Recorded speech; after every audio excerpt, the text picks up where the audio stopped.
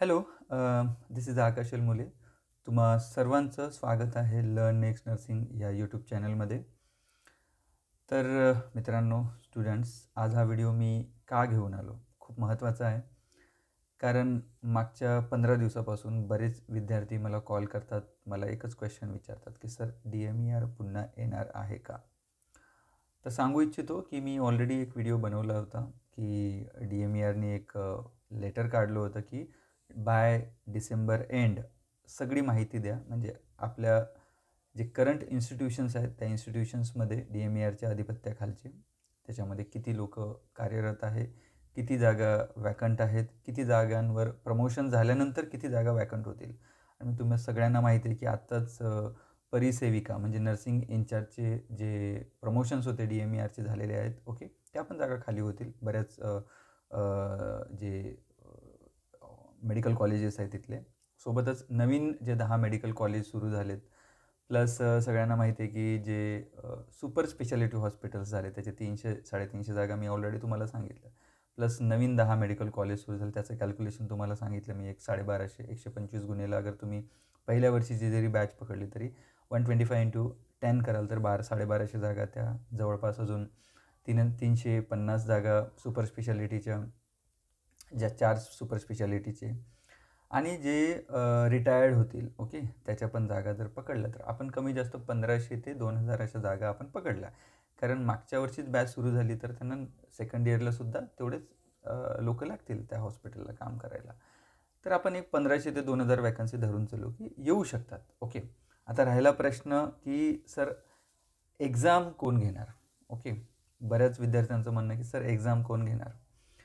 तर एक्झाम याच्यामध्ये जर तुम्ही बघायला गेलात तर एक्झाम 2025च्या 31 डिसेंबर 2025पर्यंत TCS आणि IBPS सोबत जे सार्वजनिक आरोग्य विभाग आणि यांचं जे वैद्यकीय शिक्षण व संशोधन जे सेंटर आहे जे मुंबईचं म्हणजे जे DMER यांचं 3 वर्षाचा करार आहे.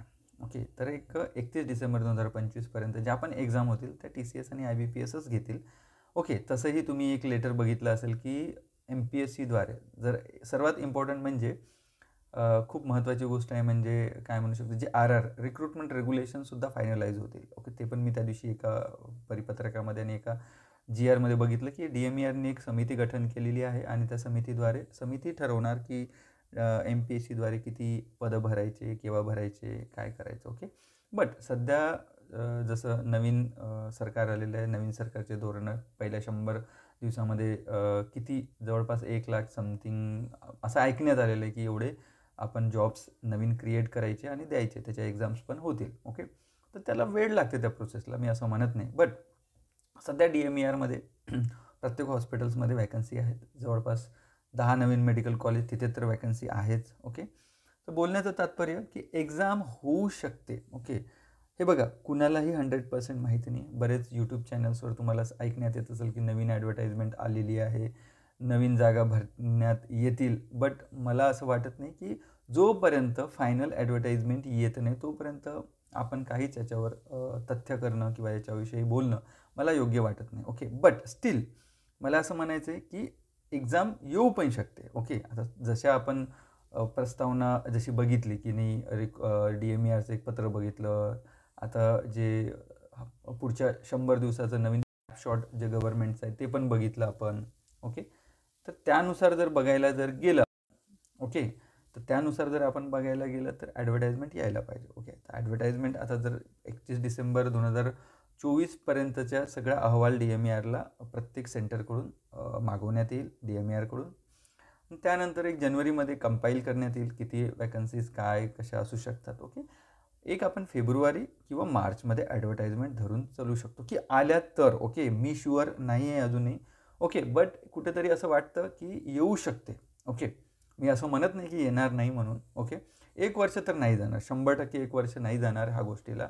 हां, एक साधारणतः एक फेब्रुवारी, मिड फेब्रुवारी किंवा मार्च आपण धरून चालू की ॲडव्हर्टाइजमेंट येऊ शकतात. बट अजूनही कन्फर्मेशन नाही ह्या गोष्टींचं, हे सगळ्यांनी या ध्यानात घ्या. ओके, पण याचा प्रश्न असा आहे का की नाही बाबा, जर ॲडव्हर्टाइजमेंट नाही आली तर मी अभ्यास करायचा का, नाही करायचा, असं बरेच विद्यार्थी विचार करतात. बट नाही, माझं म्हणणं असं आहे की जर तुम्हाला खरंच आयुष्यामध्ये काहीतरी बनायचं आहे, तुमच्या आईवडिलांचं नाव रोशन करायचं आहे, कारण बरेच लोक नर्सिंगमध्ये येतात कारण नर्सिंगमध्ये खरंच चांगली सॅलरी आहे म्हणून येतात. ओके, खरं सांगायचं जर आपला वर्किंग पॅटर्न जर बघितला, ओके, त्या वर्किंग पॅटर्नसाठी नर्सिंगची जी सॅलरी आहे ती खरंच कमी आहे असं मला तरी वाटतं. ओके, जर माझा एक 15 ते 20 वर्षाचा जो अनुभव आहे नर्सिंग क्षेत्रामध्ये, त्याच्यामध्ये मला असं वाटतं की जर तुम्ही जर क्लिनिकल साईडला जर काम करत असाल तर जे वर्कलोड बघता, जो जॉब पॅटर्न बघता, त्याच्यानुसार खरंच मला तर कमी वाटतं. ओके, तर याला बघून ह्या क्षेत्रामध्ये बरेच नवीन विद्यार्थी येत आहेत. ओके,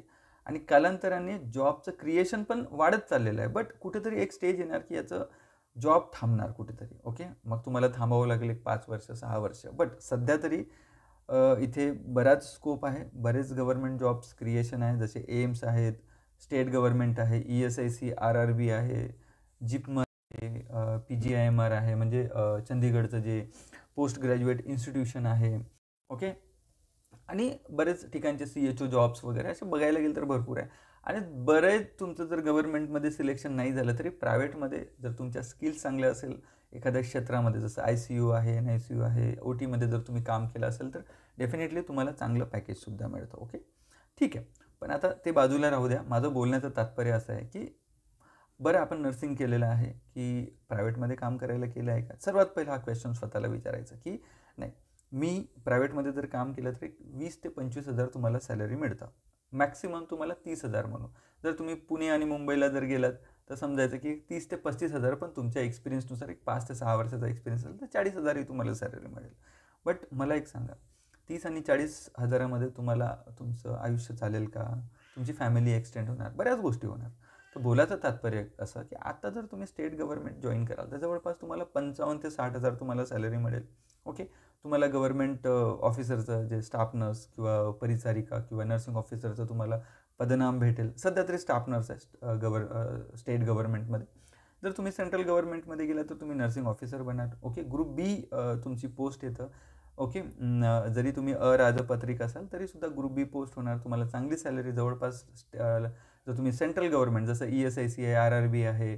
ओके, ESIC RRB तर प्रत्येक महाराष्ट्रामध्ये बऱ्याच ठिकाणी आहे. ओके, लोकांना माहिती नाही आहे. तर तुम्ही गेलं तर 1,00,000 रुपये सॅलरीसुद्धा मिळेल तुम्हाला. पण त्याच्यासाठी तुम्हाला अभ्यास करावा लागेल, तुम्हाला कॉम्पिटिशन करावं लागेल.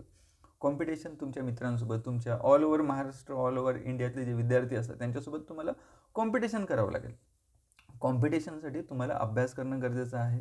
ओके, मग काय परीक्षा आली तर अभ्यास करायचा का आपण? बऱ्याच विद्यार्थ्यांचं म्हणणं असं की नाही सर, परीक्षा आली का आम्ही अभ्यास करणार नाही. हे चुकीचं आहे. परीक्षा आली तर तुम्ही अभ्यास करणार तर तुमचं भविष्य काहीच होणार नाही.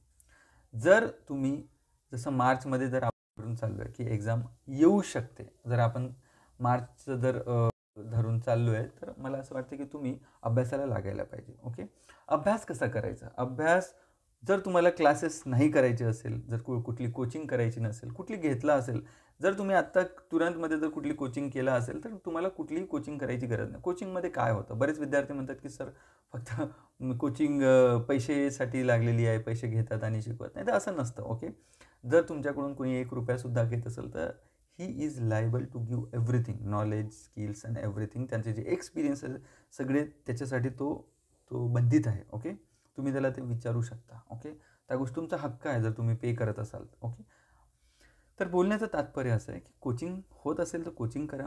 तुमचा गॅप पडला असेल, फ्रेशर असाल तर तुम्ही स्वतः पण अभ्यास करू शकता. ओके, मी असं म्हणत नाही की तुम्ही सेल्फ स्टडी करून क्रॅक नाही करू. हजारो विद्यार्थी आहेत की सेल्फ स्टडी करून त्यांचं सिलेक्शन झालेले आहेत. असं नाही की नाही, मी सुद्धा आमच्या वेळी कुठे कोचिंग होते, आम्ही स्वतःच अभ्यास करायचो ना लागायचो. ओके, कुठल्याच याच्यामध्ये ना स्टेट असो ना सेंट्रल असो कुठे.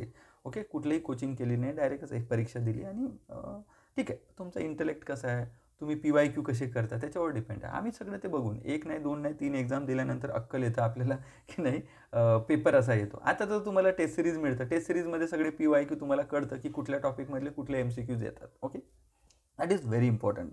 म्हणून मी नेहमी म्हणतो की PYQ तुम्ही definitely previous year questions paper तुम्ही बघायला पाहिजे. PYQ तुम्ही कुठल्याही टेस्ट सिरीज जॉईन कराल तर टेस्ट सिरीजमध्ये तुम्हाला PYQ मिळतं. म्हणजे तुम्हाला समजणार क्वेश्चन्स कसे येतात. तुम्हाला कळणं गरजेचं आहे की क्वेश्चन्स कसे येतात. क्वेश्चन्स जर कसे येतात ते कळाले नाही तुम्हाला तर तुम्ही कसं कुठली एक्झाम क्रॅक करू शकता, नाही का? ते एक समजलं. ठीक आहे, तर तेच आहे की स्वतःसुद्धा इंडिपेंडंट अभ्यास करू शकता. त्याच्याविषयी काय कसं अभ्यास करायचं मी ऑलरेडी व्हिडिओ बनवला आहे आणि पुढच्या व्हिडिओमध्ये सुद्धा मी बनवेन. नवीन विद्यार्थी बरेच जॉईन झालेले आहेत, त्यांनासुद्धा सांगू इच्छितो की बाबांनो, की वेळ खूप महत्त्वाचा. बरेच विद्यार्थी 1-2 वर्ष जस्ट तुम्ही पासआउट झाला की तुम्हाला एक 10 ते 15 हजाराची नोकरी लागली की तुम्ही you will be very happy. Yes, 15,000 10,000 salary मिळते. ओके, तर बोलण्याचं तात्पर्य असं की ते 10 आणि 15 हजाराच्या मागे न लागता तुम्ही जर एक 6 महिने स्वतःला झटून, स्वतःकडे बघून एक गोल निश्चित करून तुम्ही अभ्यास कराल तर तुमचं भविष्य चांगलं होईल, तुमचं भविष्य उज्ज्वल होईल. तुमच्या पॅरेंट्सला सुद्धा असं वाटेल की नाही आम्ही काहीतरी चीज केलं मुलांनी, की एवढे पैसे भरून जर मुलांनी नर्सिंग केली असेल ओके, तर त्याचं चीज झालं असं पॅरेंट्सला सुद्धा वाटेल. तुमचे स्वप्न पूर्ण होतील. ओके, भरपूर साऱ्या गोष्टी तुम्ही करू शकाल जर लाईफच्या अर्ली स्टेजमध्ये जर तुम्हाला चांगली सॅलरी आणि सगळं चांगलं इन्स्टिट्यूशन जर मिळालं तर. आणि असं नाही की एकदा जर कुठल्या तरी जसं की एखाद्या स्टेट गव्हर्नमेंटला लागलं तर तुमच्यामध्ये जर ती ॲबिलिटी असेल तर तुम्ही स्ट्राईव्ह करा, तुम्ही नेक्स्ट एक्झाम करून सेंट्रलमध्ये जाण्याचा प्रयत्न करा. माझं असं म्हणणंच नाही की बरेच विद्यार्थी म्हणतात की नाही सर आम्हाला आमच्या घराजवळ मिळालं.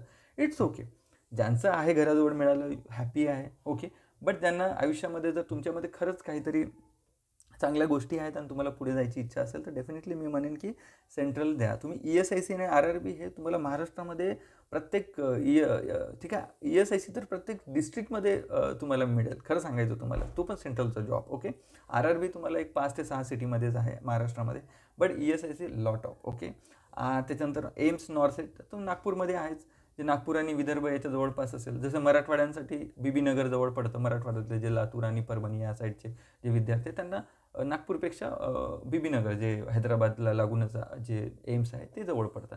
तर तसं ट्राय करा ना तुम्ही. कशाला जे नागपूर जे मुंबईचे आहे त्यांना राजकोट जवळ पडतं डायरेक्ट तिकडे. तर तुम्ही काय करा की एक पुढे जाण्याचा प्रयत्न करा. ओके, तर होप सो लर्न नेक्स्ट नर्सिंगने ऑलरेडी DMER GNRE होऊ शकते असं मी प्रेडिक्ट करतोय. तर त्याच्यासाठी क्लासेस सुरू केलेले आहे, तुम्ही बघू शकता. तुम्हाला दाखवून देतोय मी एक हा एक कोर्स आम्ही लॉन्च केलेला आहे. लर्न नेक्स्ट नर्सिंग जे ॲप आहे ते तुम्ही डाउनलोड करा. ओके, ॲप डाउनलोड केल्यानंतर हा जो कोर्स आहे DMER आणि नॉर्सेट 8 आणि 9साठी डेफिनेटली तुम्हाला खूप फायद्याचा ठरेल. ओके, तर याच्यावर सध्या ऑफर ठेवलेला आहे आम्ही 15 दिवसासाठी. जर तुम्ही 15 दिवस जर बघायला गेलात तर तुम्ही nothing directly learn next nursing हा ॲप डाउनलोड करायचा. ॲप डाउनलोड करा किंवा तुम्ही गुगलवर जाऊन सुद्धा शोधू शकता आणि त्याच्यानंतर हे तुम्हाला हा कोर्स दिसेल. हा कोर्सवर बघा सध्या तुम्हाला 25% डिस्काउंट मिळेल. किती? 25% डिस्काउंट आहे हा कोर्सवर, बघू शकता तुम्ही. तर बोलण्याचं तात्पर्य असं की जरी फीस तुम्हाला 7,999 दिसत असेल तरी याच्यावर 25% डिस्काउंट आहे. गेट दिस कोर्स करा, तुम्हाला जवळपास 6,000मध्ये तुम्हाला हा कोर्स पडेल. म्हणजे 5,999मध्ये तुम्हाला कोर्स पडेल पुढच्या 6 महिन्यासाठी. Detail nursing theory, maths, aptitude याच्यामध्ये लाईव्ह लेक्चर्स असेल, रेकॉर्डेड असेल. ओके, हा ॲप तुम्हाला प्ले स्टोअरवरून डाउनलोड करावा लागेल. प्लस टेस्ट सिरीज हवी तुम्हाला तर टेस्ट सिरीजसाठी 699 फीज आहे. जवळपास 300+ टेस्ट सिरीज दिलेल्या आहे. ओके, नॉर्सेट पॅटर्ननुसार टेस्ट सिरीज दिलेले आहे, subject wise topic wise test series दिलेल्या आहे. तर डेफिनेटली तुम्हाला खूप फायदा होईल. आणि ह्या कोर्समध्ये पूर्ण टेस्ट सिरीज प्लस सगळ्या गोष्टी इन्क्लूड आहे पुढच्या 6 महिन्यासाठी. याच्या DMERचा अभ्यास होईल, नॉर्सेटचा अभ्यास होईल, ESICचा अभ्यास होईल, कुठल्याही स्टेट असो सेंट्रलच्या कुठल्याही परीक्षेचा सगळा अभ्यास होईल. ओके, तुम्हाला सगळ्यांना मी सांगतो की ज्यांना खरंच गरज वाटते की नाही क्लास करायला हवं तर डेफिनेटली मी सांगेन की तुम्ही हा कोर्स परचेस करू शकता 7,999चा. ओके, आणि ज्यांचा अभ्यास झालेला आहे त्यांनी टेस्ट सिरीज ही 699चे घेऊ शकता. ओके, सोबतच लर्न नेक्स्ट नर्सिंगचे जे फ्री व्हिडिओज आहे तुम्ही बघू शकता. जर तुम्हाला डेमो पाहिजे तरीसुद्धा लर्न नेक्स्ट नर्सिंग जो यूट्यूब चॅनल आहे त्याच्यावर निकिता मॅडमचे क्लासेस चालवले आहे ते बघू शकता. एक 36 क्लासेस झालेले आहे. तुम्ही 36च्या 36 क्लासेस बघा, तुम्हाला वाटलं तर क्लास जॉईन करू शकता. ओके, होप सो लवकरच भेटूया पुन्हा एका नवीन व्हिडिओसोबत. तोपर्यंत धन्यवाद. जय हिंद.